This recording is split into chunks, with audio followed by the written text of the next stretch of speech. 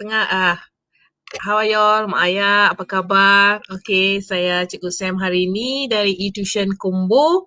So, first of all, okay, hari ini hari pertama MCO. So, saya harap semua, okay, Mak Ayah, okay, patuhi semua SOP-SOP yang disediakan.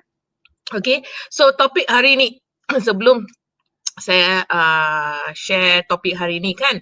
So, I nak macam biasa, I nak Mak Ayah like, okay, komen, share, tag kawan-kawan, okay. Bagi banyak orang, okay, datang tonton, okay, live session ini. So, topik hari ni yang saya pilih ialah, adakah anda stres? And macam mana Mak Ayah nak mengatasi masalah stres ini? So, suka tak topik hari ni? Yang stres tu. Because kenapa saya pilih stres ni? Because banyak, okay, semua kategori, okay, people, okay, semua kategori orang, okay, mengalami masalah stres ini. Okay, bukan saja Mak Ayah, bukan saja pelajar, okay, bukan saja guru, tapi semua masyarakat. Okay, even though, okay, Mak Ayah yang, housewife pun ada stres, okay, semua orang ada stres, tapi stres dia ada yang tertentu saja, okay. So, go back to our topic, okay. So, since, okay, saya fokus kepada Mak Ayah, pelajar dan guru. So, stres, okay, first main stress ialah pelajar, okay. Pelajar akan mengalami stres, okay. Kenapa mereka mengalami stres? And apa sebab dia? So, stres mereka, okay, why they mengalami stres ialah mereka stres because kalau, okay, suatu subjek mereka tu tak faham apa yang cikgu ajar, itu membuatkan mereka stres. Because mereka akan cuba sedaya upaya apa yang cikgu ajar tu, okay, buat latihan semua, tapi mereka tak dapat, okay, tangkap apa yang cikgu ajar. So, itu akan buatkan mereka stres. Kedua stres untuk pelajar ialah untuk pelajar SPM, okay, yang akan menduduki peperiksaan Februari 22. Tinggal beberapa, okay, minggu lagi mereka akan menduduki peperiksaan. So, untuk pelajar SPM ni, mesti mereka sekarang, mereka tengah mengalami stres. Kenapa? Sekolah pun tak buka, pusat tuition pun tak buka, okay, macam mana mereka nak rujuk bahan, okay, untuk buat mereka practice better, betul tak? So, kedua stres dari pelajar. Ketiga, okay, bila, okay, seorang pelajar itu sukar untuk fokus belajar, okay, itu membuatkan mereka stres. Okay, tengok, I tengah actually break down the stress untuk pelajar. Actually banyak stress untuk pelajar, tapi saya take point yang very narrow down lah. Yang keempat, okay, stress ya, bila pelajar itu kurang minat untuk belajar, and dia tidak ada semangat langsung nak belajar ni, because banyak parents, okay, yang cakap, okay, anak saya ni tak nak belajar, tak minat belajar, selalu main game semua, itu yang buatkan mereka stres.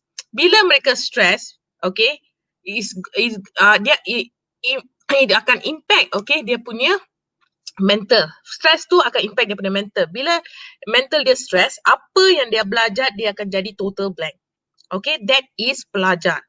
Okay, so Mak Ayah kena faham bila anak cakap, Mak, saya stres ni, Mak, ini. So, that time, okay, kita as Mak Ayah, okay, have to tolong, okay. So, sekarang pelajar kita I dah cakap apa stres mereka. Sekarang, Mak Ayah, okay, Mak Ayah ada stres. Satu stres Mak Ayah ada dekat office. Okay, kalau Mak Ayah bekerja, Mak Ayah ada stres dekat office. Okay, macam mana stres dekat office? Okay, mungkin, okay, bos Mak Ayah akan bagi satu task untuk buat, tapi Mak Ayah tak sempat, okay, tak boleh meet dia punya KPI. Buat itu membuatkan Mak stres, okay, Mak stres dekat office. Kedua, okay, mak yang, okay, tak kerja tapi suri rumah dekat rumah, tapi you pun stres. Okay, stress in term of apa nak menyediakan makanan. Okay, your jadual sarapan pagi, tengah hari, itu stress. Lagi satu, okay, menguruskan rumah tangga. Itu pun Mak Ayah, Mak, okay, akan jadi stres. Okay, ketiga, okay, apa stres untuk pelajar? Okay, Mak Ayah akan jadi stres bila mereka bimbang tidak dapat terlibat secara langsung dalam pembelajaran anak-anak. So, bila mereka tak, okay, sebelum ni mereka depend dekat pusat tuition semua ni, okay, suruh cikgu ajar, tapi bila COVID pandemic ini telah impact semua industri, especially education industry. Sekarang anak mak ayah tak boleh pergi pusat tuition. Bila tak boleh pergi pusat tuition, anak sekarang akan bergantung kepada mak ayah untuk mengajar mereka. Satu. Lepas tu pembelajaran atas talian sekarang sekolah ajarkan. So mak ayah kena duduk tepi, belajar dengan mereka. Because cikgu-cikgu akan bagi homework. Bila cikgu-cikgu bagi homework, mak ayah yang kena tolong, help them untuk buat homework itu. Lagi mak jadi stres, betul tak? Especially mak ayah yang tak berpendidikan tinggi. Kalau yang mak ayah berpendidikan tinggi, you all tahu macam mana nak bring forward, macam mana nak selesaikan semua ni. Tapi just imagine, yang mak ayah yang belajar sampai darjah 4, yang ada belajar sampai UPSR, PT3, so mereka susah nak gauge apa yang cikgu ajar untuk translate dekat anak. Just imagine, anak mak ayah tu dalam kategori standard 1 up to standard 6 tu. Form 1 tu dah independent, that's okay. Kalau just standard 1 up to standard 6 tu, they still need, mak ayah punya pertolongan. Betul tak mak ayah?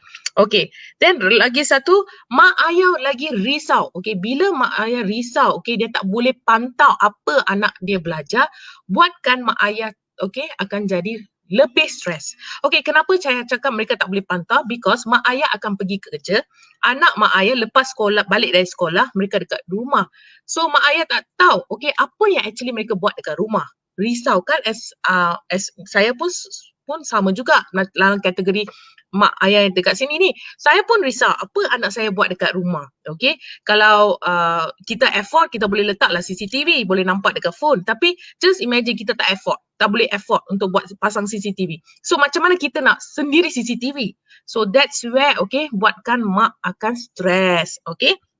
Lagi satu, mak akan also rasa mereka akan terbeban, terbeban memikirkan kos, kos yang tinggi untuk membantu meningkatkan prestasi anak. Kenapa saya cakap macam ni ialah bila mak ayah dah tahu kelemahan anak dalam akademik, when mereka dah dapat keputusan exam kan, mak akan rasa stres. Mereka kena belanja duit because sekarang harga tuition tak murah lah. 1 jam dekat macam RM35, RM50 1 jam. So setiap bulan ada banyak mak ayah cakap setiap bulan mereka just spend RM300 untuk satu budak, satu anak. So just imagine RM300 satu anak, 1 tahun dah spend berapa? Betul tak? So yang ni, so tiap-tiap bulan kos dia nak anak dia belajar, dia nak anak dia mahir, tapi bila nak datang hujung bulan tu dia dapat gaji tu, dia jadi stres. I ada banyak komitmen, I kena tolak ni. Lepas tu anak punya kalau I nak bagi anak lebih baik in terms of academic, you akan pilih cikgu yang bagus, betul tak mak ayah? So in terms of that, you akan stress, macam mana nak dapatkan duit lebih, duit gaji saya tak cukup, saya kena buat additional kerja sampingan untuk dapatkan. So that buatkan mak ayah stress. So that is the second category. Satu, kategori pertama pelajar, kedua ialah ibu mak ayah. Ketiga, guru pun ada stres. Kenapa saya cakap guru ada stres ialah first, yang masa hit pandemik COVID ni, guru tak tahu, setengah guru tak tahu macam mana nak guna Zoom class, tak tahu macam mana nak Google Meetup, tak tahu macam mana nak guna, macam mana nak sampaikan maklumat kepada pelajar-pelajar. So masa tu guru pun ada stres. Kita ingat kita mak ayah dengan murid saja, pelajar saja ada stres. Tak, cikgu-cikgu pun ada stres. Lagi stres yang mereka ada mereka akan bila mereka mengalami kengkangan masa untuk menyediakan bahan pembelajaran. So bila mereka ada time, time ni mereka kena siap dia punya pelajaran, tapi dia punya pembelajaran tu tak siap, dia akan jadi lagi stres. Cikgu ada banyak stres because dia kena sediakan bahan itu. Dulu senang, kita guna blackboard, kita just conteng saja cikgu. Tapi sekarang dia kena guna medium pembelajaran atas talian ni untuk mengajar anak based on the protokol-protokol yang ditetapkan oleh Kementerian Pendidikan. Okay, so lagi satu, guru akan rasa tertekan bila buku-buku rujukan, yang mereka dapat sediakan tu, kekurangan. Especially bila mereka nak ajar budak-budak yang menduduki peperiksaan. Mereka nak sediakan pelajar-pelajar ni yang akan menduduki peperiksaan UPSR, PT3, SPM. So, guru-guru akan pergi cari koleksi-koleksi soalan. So, bila mereka dah ada kekurangan, sumber-sumber rujukan ni, buatkan mereka stres. Mereka nak tolong, guru-guru nak tolong anak murid, tapi because of bahan rujukan ni tak ada, susah. So for example, tahun lepas kita ada COVID pandemic kan, so banyak negeri-negeri tak sempat buat trial exam. For example for SPM, tak sempat buat trial exam. Kita dulu kan, kalau mak ayah tahu, kita dulu belajar ada trial exam papers. Betul tak? So cikgu-cikgu akan guna trial exam papers bagi kita buat. So kita ada macam gerak gempur 1, gerak gempur 2, gerak gempur 3. So kita akan tahu trend dia. So kalau kita tak tahu jawapan macam mana nak jawab soalan tu, so cikgu sana yang akan tolong kan. So dari sini cikgu akan kalau kekurangan koleksi-koleksi soalan, cikgu pun akan rasa stres. Okay, so macam saya cakap, tiga kategori ni sudah definitely mak ayah yang tengah tonton ni ada stres juga. So sekarang kalau dah ada stres, macam mana nak mengatasinya? Betul tak mak ayah? So ada 8 cara, saya tulis ada 8 cara untuk mengatasi masalah stres ini. Pertama, buat senaman. Buat tiap-tiap hari senaman. 7 minit senaman. So senaman berbasikal, kalau sekarang kan MCO, kita buat senaman dekat rumah, just buat light exercise, untuk kurangkan kita punya stres. Satu. Kedua, kita kena anak mak ayah atau mak ayah atau cikgu perlu tidur yang secukupnya. Sekurang-kurangnya 8 jam sehari. Kalau ada tidur yang tak cukup, membuatkan anda stres. So ketiga, luangkan lebih masa dengan keluarga, dengan rakan-rakan. So kalau mak ayah ada perkara-perkara macam stres, kalau anak ada stres, share out. Bila anda share out, masalah stres itu dapat kurang. Kalau anda tak share out masalah anda, stres tu akan ada dekat very high. Dari sini dia akan jadi sini. So tak ada orang yang dapat tolong.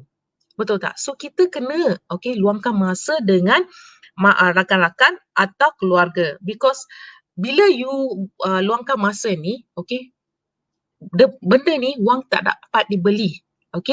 Trust me. So 4, macam mana nak kurangkan stres ialah senyum. Selalu buat muka senyum. Kalau you tengok Cikgu Sam kan, Cikgu Sam selalu senyum. So just do senyum. Senyum tu akan mengurangkan stres. Bukan stres, bukan untuk stres saja, kesakitan, you akan kurangkan rasa sakit, you punya mood, akan meningkat, and buatkan kamu berfikiran luas, positif, always think positive, So number 5, kita kena rasa syukur, syukur and kena, rasa gembira. Apa yang kita ada sekarang ni kita kena rasa syukur, because yang luar dekat sana tu ada banyak masalah. Mereka tak ada proper tempat tinggal, makanan, pakaian, sekolah, tapi kita semua ada. So kita kena syukur. Number 6, kita kena bertafakur. Bertafakur tu meditation. Kalau anda stress, buat meditation macam yoga. Just silent prayers. So bila you buat silent prayers, you punya stress akan turun. Just quiet, buat silent prayers for 6 to 7 minutes, you boleh nampak perubahan. Itu number 6. Number 7, kalau bukan MCO, kita boleh rancang percutian. So percutian itu kalau you ambil, just a small cuti, like 2 hari, 3 days, 2 nights, you pergi cuti, you akan lupakan semua, you punya stress pun akan hilang. So itu point number 7. Point number 8 ialah banyakkan beriadah. So beriadah tu, you luangkan masa untuk hirup, breathe in fresh air, hirup udara segar untuk rasa lebih gembira. Kalau kamu duduk je dekat dalam rumah, especially budak-budak pelajar, I faham, you all tengah belajar ni, tapi jangan selalu je duduk satu tempat. Okay, go out.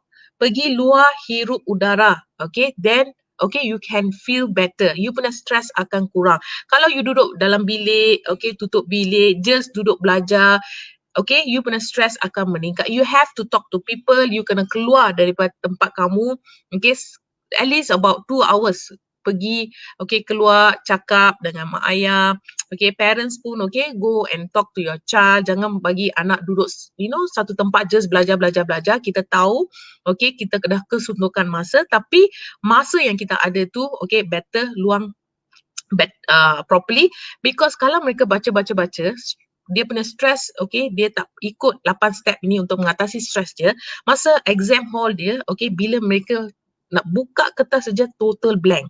Okay, dia tak tahu nak jawab. Padahal dia soalan tu senang, soalan tu dia dah tahu, tapi masa exam dia tak boleh buat. Okay, so dia kena have time for themselves. Belajar, lepas tu berehat, tidur yang secukupnya, ambil makanan yang seimbang, minum air banyak-banyak, okay, minyak masak banyak-banyak dia kena minum. Okay, and also buat exercise, buat meditation, pergi luar, hirup, breathe in fresh air, then you punya stress akan kurang. Try mak ayah. Kalau mak ayah pun ada stress, try 8 tips yang saya bagi. And anak mak ayah, okay, pun try, and cikgu-cikgu yang tonton video ni pun try. Okay, kalau okay, mak ayah suka video ini macam biasa, okay, like, share, tag kawan-kawan. Okay, so saya, Cikgu Sam akan jumpa anda semua esok untuk topik lain. Okay, so terima kasih. Stay at home, stay safe. Bye.